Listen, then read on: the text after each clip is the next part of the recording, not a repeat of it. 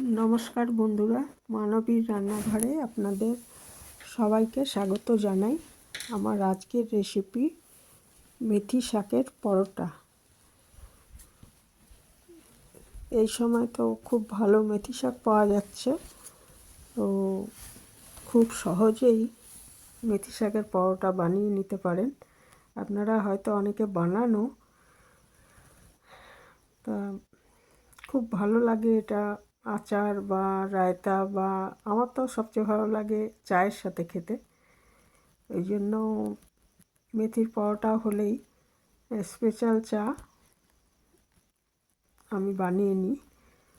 তো স্পেশাল চায়ের রেসিপি আমার চ্যানেলে আছে, দেখতে পারেন। ওইভাবেই বানিয়ে নিয়েছিলাম। তো প্রথমে আমি কিছুটা মেথির শাক নিয়েছি, ডাঁটাগুলো বাদ দিয়ে শুধু শাকগুলো নিয়েছি, আর দুটো কাঁচা লঙ্কা নিয়েছি। তারপরে পাতাগুলো ভালো করে কুচিয়ে এটা ধুয়ে নিয়েছি, আর লঙ্কা দুটো ছোট ছোট টুকরো করে নিয়েছি। এর মধ্যে কাঁচা লঙ্কাটাই ভালো লাগে, শুকনো লঙ্কা গুঁড়ো খুব একটা চলে না, নিলেও কাশ্মীরি লঙ্কার গুঁড়ো একটু দিতে পারেন। আর এখানে আমি 4টে পরোটার জন্য মোটামুটি আমি মাপ করে আটা আর ময়দা নিয়ে নিয়েছি। অর্ধেকটা আটা আর অর্ধেকটা ময়দা। শুধু আটাতেও এটা খুব ভালো হয়। তা আর এটা নর্থ ইন্ডিয়ান খাবার মূলত, তো ওরা তো ভুট্টার আটার সাথেও এটা তৈরি করে। তো আমি এখানে গমের আটা আর ওই ময়দা সমপরিমাণ নিয়ে এর মধ্যে পরিমাণ মতো নুন দিয়ে দিয়েছি, আর একটু সাদা তেল দিয়ে 1 চামচ মতো সাদা তেল দিয়ে এটা আগে ভালো করে মেখে নিচ্ছি, নুন আর তেলটা যাতে এটার মধ্যে ভালো মতো মিশে যায়। আর তারপর এর মধ্যে আমি কাঁচা লঙ্কা টুকরোগুলো দিয়ে দিলাম। আর আমি একটু এর মধ্যে 1 চামচ মতো চাট মশলা দিয়েছি। অনেকে এর মধ্যে জিরে গুঁড়ো দেন, তবে আমি জিরে গুঁড়ো দিইনি, চাট মশলা দিয়েছি। আর চাট মশলা না থাকলে এটা স্কিপও করতে পারেন, এটা দিতেই হবে এমন ইয়ে নেই। এর মধ্যে অনেকে জিরে গুঁড়ো দেন, আমচুর দেন, যার যেরকম ইচ্ছা আর কি, টক দই দেন, যে যেরকমভাবে করেন আর কি। তো আমি যেভাবে করেছি সেভাবেই শেয়ার করলাম। আর মেথি শাকগুলো ভালো করে ওর সাথে মিশিয়ে এবারে আমি এটাকে ভালো করে মেখে নিয়েছি। মেখে আমার ওই মিনিট 10 ঢাকা দিয়ে রেখেছিলাম। তারপরে এটায় 4টে দল করে নিয়েছি, গোলা করে নিয়েছিলাম। এবারে এটাকে আমি অল্প অল্প আটা দিয়ে ভালো করে বেলে নিচ্ছি। তো এর মধ্যে তো তেল দেওয়ার রয়েছে, কিন্তু তেল দিয়ে বেলা যায়, কিন্তু আটা দিয়ে বেলতে সুবিধা হয় আর কি, সেই জন্য আমি আটা দিয়ে বেলেছি। ইচ্ছে করলে এটা তেল দিয়েও বেলতে পারেন। এটা ভালো মতো বেলে নিচ্ছি আমি, 4টি বেলে নেব একসাথে ভালো করে।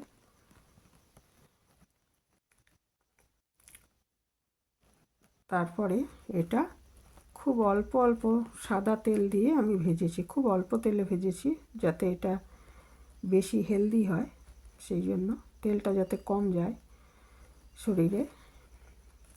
আর আমি অলিভ অয়েলে করেছি, ইচ্ছে করলে এটা সয়াবিন অয়েল বা রাইস ব্রেন অয়েল বা সানফ্লাওয়ার অয়েল, যে কোনো সাদা তেলেই করা যাবে।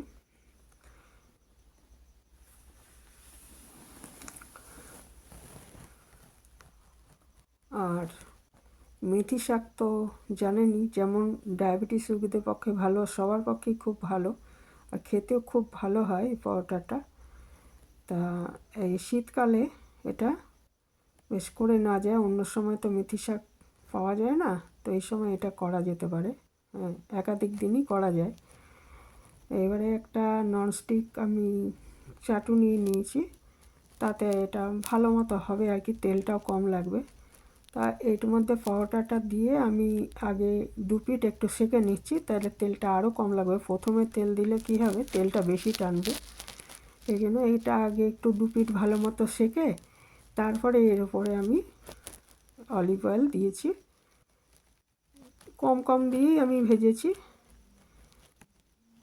অলিভ অয়েলটা দিয়ে দিলাম, আর সয়াবিন অয়েলও যদি দেন তাহলেও ওই পাশ দিয়ে একটু দিয়ে দেবেন, তাহলে তেলটা একটু তাড়াতাড়ি গরমও হয়ে যাবে। সয়াবিন অয়েলের একটা হালকা গন্ধ আছে, সেই জন্য বলছি তেলটা একটু গরম হলে ভালো হয়।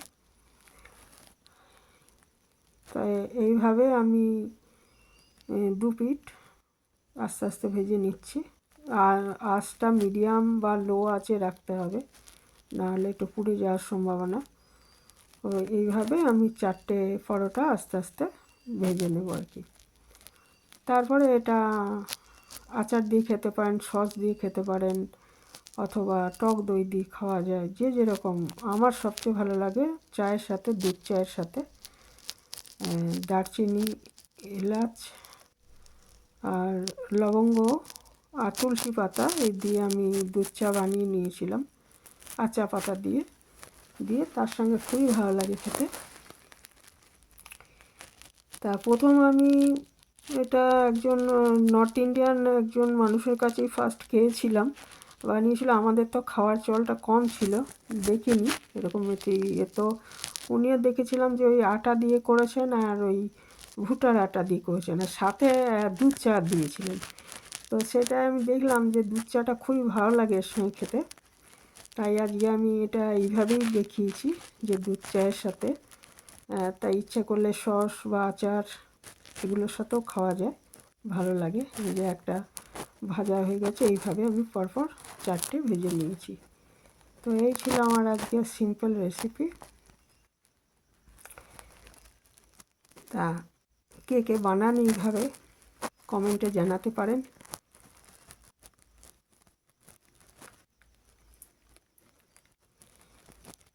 আর খুব তাড়াতাড়ি এটা বানিয়ে নেওয়া যায় সকালে। সব সময় তো একই ব্রেকফাস্ট ভালোও লাগে না, এরকম ঘুরিয়ে ফিরিয়ে রান্না করা যায়। তো পরোটা অনেক রকমেরই হয়, তার মধ্যে এটাও বেশ একটা বিখ্যাত রেসিপি, মেথি শাকের পরোটা। এর স্টাইলটা একটু আলাদা এমনি, আর আলুর পরোটা বা ওগুলো একটু অন্যরকমভাবে করা হয়।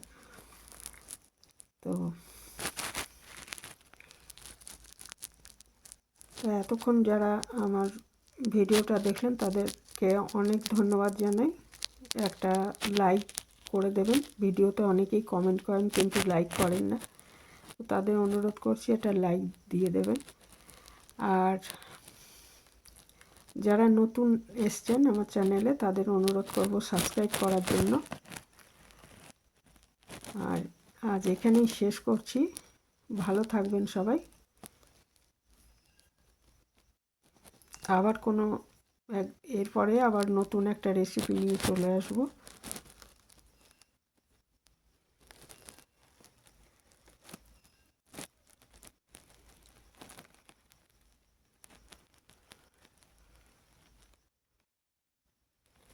আর এই পরোটাটা ভাজতে ভাজতেই